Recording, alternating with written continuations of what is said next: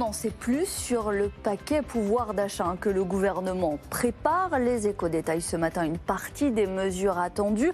D'abord, Raphaël Couder, la revalorisation d'un très large éventail de prestations sociales.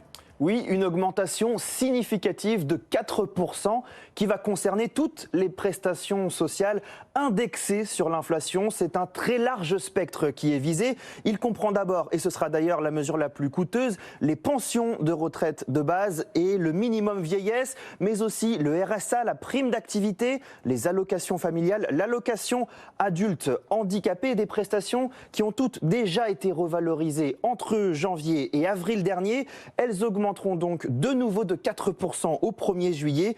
Rien que sur cette première mesure, l'addition va s'élever à un peu plus de 8 milliards d'euros d'ici au printemps prochain.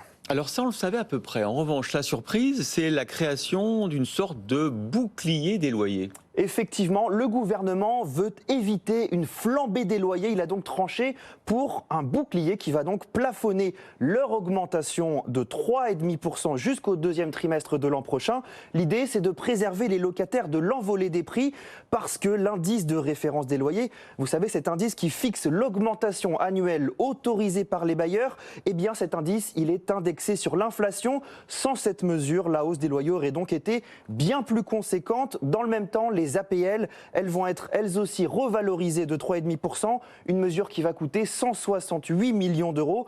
Tout cela, ça devrait permettre à un ménage qui paye 800 euros pour son logement par mois d'économiser environ 200 euros en tout à la fin de l'année. Et puis ce projet de loi, Raphaël, vise aussi à mettre en place l'une des promesses du candidat Macron en favorisant un meilleur partage de la valeur dans l'entreprise. Oui, effectivement, un article de ce projet de loi va inciter à la mise en place de l'intéressement dans les PME, les petites et moyennes entreprises dans lesquelles ce dispositif a encore du mal à prendre. Il sera désormais possible de recourir à une décision unilatérale en cas d'échec des négociations. Par ailleurs, la durée maximale de l'intéressement va être allongée de 3 à 5 ans. Enfin, dernier point, cette loi va permettre de fusionner de force une branche qui tarde à prendre en compte les hausses du SMIC, une façon d'inciter les partenaires sociaux à négocier davantage et plus régulièrement sur les salaires.